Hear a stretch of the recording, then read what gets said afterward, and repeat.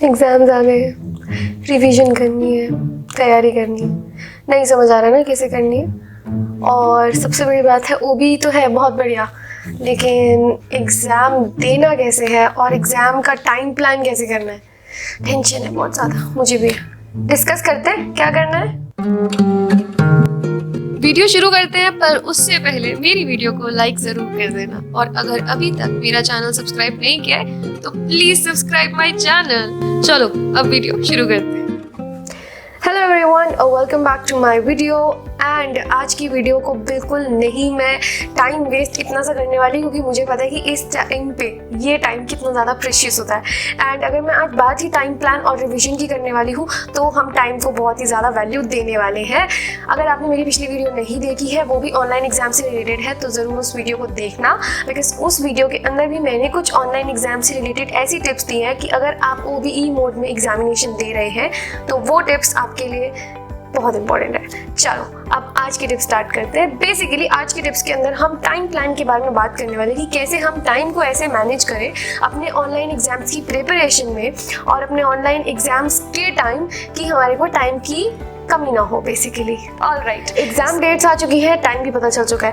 Please ignore मत करो और उसको वहाँ पे मत पड़े रहने दो, बिकॉज वो बहुत ही कलेक्टिव होती है, लाइक अलग अलग कोर्सेज की और अलग अलग उसमें होते हैं। सो प्लीज़ उनको ऐसे ही नहीं कि पढ़ ली छोड़ दी, नहीं, just note them down somewhere. अपने एग्जाम का टाइम, अपने एग्जाम का डेट, उनको नोट डाउन करके रखो और उनको एक ऐसे उस फॉर्मेट में या बेसिकली टेबल पे नोट डाउन करके रखो कि जितने भी टास्क, जैसे सपोज कि अगर मेरा इस वीक के अंदर मेरे एग्जाम्स है तो मैंने सारे एग्जाम्स का डेट एंड टाइम लिख लिया, करेक्ट। सेकेंडली मुझे उनके अंदर ये भी लिखना है कि क्या क्या ऐसी ड्यूटीज़ हैं। अगर आप PG पे रहते हैं या अगर आप अकेले रहते हैं तो बहुत सारी आपकी खुद की ड्यूटीज़ भी होती हैं जो आपको करनी पड़ती हैं साथ साथ। सो जितनी भी आपकी ड्यूटीज़, अगर आप अपने घर पर भी रह रहे हैं और कोई साथ में किसी के साथ रह रहे हैं तो भी बहुत सारी ड्यूटीज़ होती हैं। So basically you have to create a schedule of yourself. एक प्रॉपर आपको अपना टाइम का वो बनाना है लॉग कि आप क्या क्या एग्जाम्स के बीच में आपके पास टास्क आने वाले। So basically your first task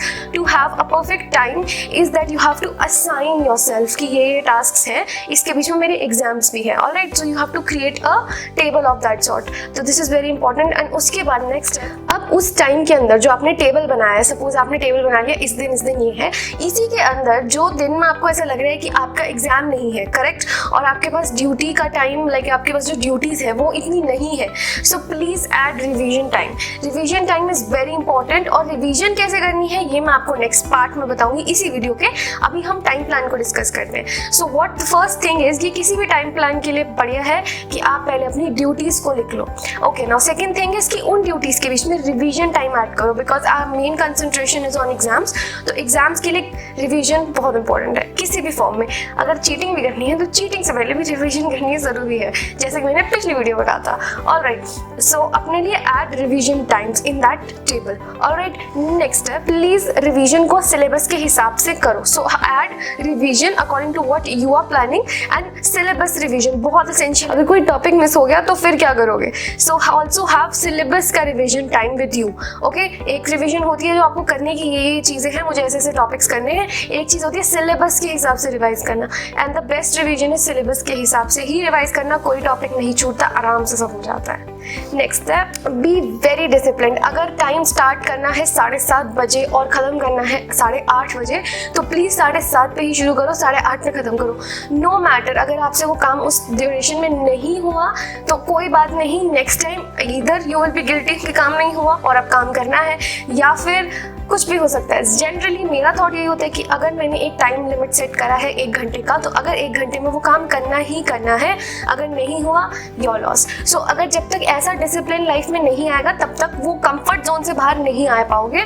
so please set yourself limits and उन लिमिट्स को स्ट्रिक्टली फॉलो करना है। Please be disciplined, very very important while creating your time plan. Now बहुत लोग मिस कर देते हैं फर्स्ट सेकेंड वीडियो मेरी थी जो करियर काउंसलिंग से रिलेटेड, उसमें ही मैंने बोला था please don't skip your meals, refreshments, और मतलब जब तुम रिफ्रेश होना चाहते हो, सोना चाहते हो, कुछ भी करना चाहते हो, please don't skip time for that.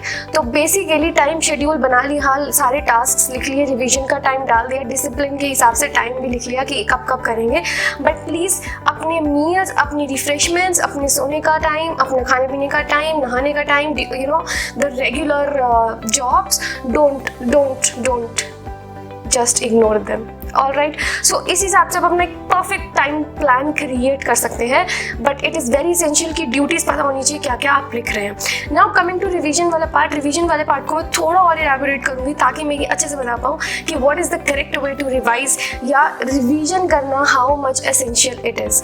Alright, अब अगर रिवीजन करनी है, चाहे OBE के लिए करनी है, किसी के लिए भी करनी है, कुछ ऐसे पॉइंट्स हैं जो मैं बोलने वाली हूँ, प्लीज़ उनको ध्यान में रखना और उसी हिसाब से अगर रिवीजन करोगे तो कभी कुछ स्किप नहीं होगा। जैसे कि मैंने अपने पिछले पार्ट में कहा था इसी वीडियो के कि सिलेबस के हिसाब से रिवाइज करना is very important, so please don't ignore your syllabus, syllabus के हिसाब से रिवाइज करना।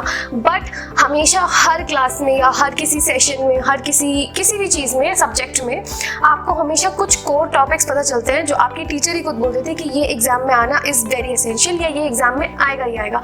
So please don't skip that part. सबसे पहले उन पे ही फोकस डालो, उनको प्रायोरिटी में रखो, क्योंकि अगर वो आता है डेफिनेटली आपके पास एक फुल फ्लेजेड क्वेश्चन है जो आपको आपके टीचर ने दे दिया। So always focus on major और कोर टॉपिक्स जो आपको ऑलरेडी पता है, उनको नहीं लाइटली लेना है, उनको तो प्रायोरिटी पे रखना ही रखना है। Second thing, always start with easy. कई लोग कहते हैं डिफिकल्ट से स्टार्ट करो, नहीं, बिल्कुल नहीं, मेरा फंडा यही है, ऑलवेज स्टार्ट विद ईजी।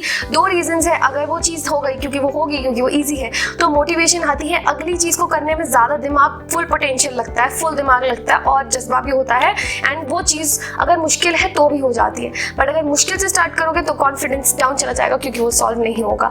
दूसरी बात ये कि टाइम ज़्यादा वेस्ट नहीं होता, मुश्किल चीज़ों पर टाइम ज़्यादा वेस्ट होता है और उसकी वजह से ईजी चीज़ें रह जाती हैं। So please start with easy, easy को करके ख़त्म करो, जितना टाइम बचा है वो सारा डिफिकल्ट को देना कोई इशू नहीं है, but always start with easy. Connections banana is like the most relevant और बहुत मुश्किल, बट आपकी रिवीजन के टाइम पे भी अगर आप किसी टॉपिक को किसी टॉपिक से जोड़ रहे हो ना, तो रिवीजन करना बहुत आसान हो जाता है, क्योंकि ऑटोमेटिकली जब आपको पहला पॉइंट याद आता है तो दूसरा पॉइंट याद आ जाता है। So please whenever you are making notes also, उसी के साथ हम अपना 4th पॉइंट भी ले आते हैं इसी में, राइट। तो 4th पॉइंट भी मेरा यही है कि प्लीज़ अपने नोट्स को इस तरीके से बनाओ या अपने नोट्स को इस तरीके से रखो, अगर OBE के लिए भी रख रहे हो, कि उनको देखते ही समझ आ जाए। डोंट लीव एवरीथिंग कि सब कुछ नोट्स से टेप देंगे, नहीं हो पाता, इट्स वेरी डिफिकल्ट, टाइम नहीं बच पाता, रिवीजन भी नहीं होती है। So always create your notes in the form of flow chart, pictures, diagrams. Teachers झूठ नहीं बोलती है, कभी कभी teachers, almost lot of times your elders are right. तो प्लीज़ अपने नोट्स को फ्लो चार्ट्स के फॉर्म में रखो, क्योंकि वो देखना बहुत आसान होता है। अपने हिसाब से कुछ लिखना, अगर आप किसी चीज़ को रीड करके लिख रहे हो ना, आप एक ही लाइन लिख पाओगे, लेकिन अगर आपको वो चीज़ समझ आ गई और आपको लिखना है तो आप 10 लाइन लिख सकते हो, मीनिंगफुल लाइन्स लिख सकते हो। सो प्लीज़ उनको ऐसे फॉर्म में रखो कि देखते ही समझ आ जाए और एग्जाम में फिर टिप बढ़िया एकदम। ओके, 4th पॉइंट यही था कि अपने नोट्स को एकदम इजी तरीके से प्रिपेयर करना है रिवीजन के टाइम पर ही, और उनको फ्लो चार्ट में करना है। अब 3rd पॉइंट पे वापस चलते हैं कि अगर आप फ्लो चार्ट भी बनाएंगे तो आप कनेक्शन देख रहे हैं ना, कि यहाँ से कनेक्ट हुआ, यहाँ से कनेक्ट हुआ, ऐसे, तो डेफिनेटली फर्स्ट चीज़ याद आएगी तो सेकंड अपने आप आ जाएगी। तो प्लीज़ वाइल रिवाइजिंग, कुछ भी चीज़ हो, मैं हमेशा से करती आ रही हूँ और मेरा ये फंडा बिल्कुल पास है, कुछ भी चीज़ हो उसको ऐसे ही रिवाइज करना है जैसे कि आप उसको किसी से कनेक्शन बना रहे हैं, और रिविजन बहुत आसान हो जाती है। पहले टॉपिक से दूसरे टॉपिक, दूसरे टॉपिक से तीसरे टॉपिक, ट्राई करना, जो मैंने वीडियो में बोला उसको ट्राई करके देखना, and do let me know अगर आपको कुछ भी और एग्जामिनेशन से रिलेटेड या पढ़ाई से रिलेटेड, कॉन्सेंट्रेशन से रिलेटेड जानना है तो please tell me in the comment box, and या इन चीज़ों को ट्राई करना, they definitely work. All the best. And अगर वीडियो पसंद आए तो शेयर ज़रूर करना।